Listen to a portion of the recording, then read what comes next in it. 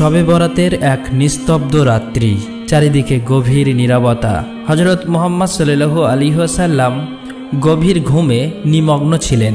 আম্মাজান হযরত আয়েশা রাদিয়াল্লাহু তাআলা আনহা তখন ঘরের মধ্যে ইবাদতে মগ্ন ছিলেন। হঠাৎ মধ্য রজনীতে ফেরেশতা হযরত জিব্রাইল আলাইহিস সালাম সেখানে এসে উপস্থিত হলেন এবং উচ্চারিত হলো পবিত্র আহ্বান। প্রিয় নবীজিকে বললেন, ইয়া রাসূলুল্লাহ, আপনি উঠুন। ফেরেশতারা হযরত জিব্রাইল আলাইহিস সালামের এই কণ্ঠ শুনে রাসূল সাল্লাল্লাহু আলাইহি ওয়াসাল্লাম ঘুম থেকে জাগ্রত হলেন। তখন ফেরেশতা হযরত জিব্রাইল আলাইহিস সালাম বললেন, ইয়া রাসূলুল্লাহ, আল্লাহ রাব্বুল আলামিন সুসংবাদ দিয়েছেন, আজকের এই রাতে মহান আল্লাহ রাব্বুল আলামিন খুলে দিয়েছেন তার রহমত ও মাগফিরাতের ৩০০টি দরজা। এই কথাটি বলে ফেরেশতা হযরত জিব্রাইল আলাইহিস সালাম সেখান থেকে অদৃশ্য হয়ে চলে গেলেন। তখন হযরত মুহাম্মদ সাল্লাল্লাহু আলাইহি ওয়াসাল্লাম দেখলেন আম্মাজান আয়েশা রাদিয়াল্লাহু তাআলা আনহা ইবাদত করার পর ক্লান্ত হয়ে ঘুমিয়ে পড়েছেন। তাই রাসূল সাল্লাল্লাহু আলাইহি ওয়াসাল্লাম আম্মাজান আয়েশা রাদিয়াল্লাহু তাআলা আনহাকে জাগালেন না।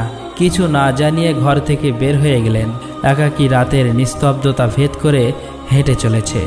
বেশ কিছুক্ষণ পর হযরত আয়েশা রাদিয়াল্লাহু তাআলা আনহার ঘুম ভেঙে গেল।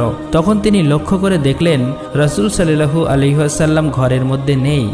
অতঃপর হযরত আয়েশা রাদিয়াল্লাহু তাআলা আনহা ঘরের আশেপাশে হযরত মুহাম্মদ সাল্লাল্লাহু আলাইহি ওয়াসাল্লামকে খুঁজতে লাগলেন। প্রিয় নবীজিকে কোথাও না পেয়ে আম্মাজান আয়েশা রাদিয়াল্লাহু তাআলা আনহা ঘর থেকে বের হয়ে রাসূল সাল্লাল্লাহু আলাইহি ওয়াসাল্লামের অন্য বিবিদের ঘরে গিয়ে হযরত মুহাম্মদ সাল্লাল্লাহু আলাইহি ওয়াসাল্লামের খোঁজ করতে লাগলেন। আম্মাজান আয়েশা ভেবেছিলেন যে প্রিয় নবীজি হয়তোবা অন্য কোনো বিবির ঘরে গিয়েছে, কিন্তু এখানেও রাসূল সাল্লাল্লাহু আলাইহি ওয়াসাল্লাম ছিল না।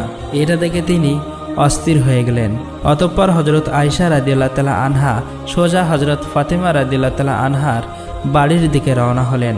সেখানে গিয়ে হযরত আয়েশা রাদিয়াল্লাহু তাআলা আনহা হযরত ফাতেমা রাদিয়াল্লাহু তাআলা আনহাকে বললেন, হে ফাতেমা, তোমার আব্বাজান রাসূল সাল্লাল্লাহু আলাইহি ওয়াসাল্লামকে কোথাও খুঁজে পাচ্ছি না।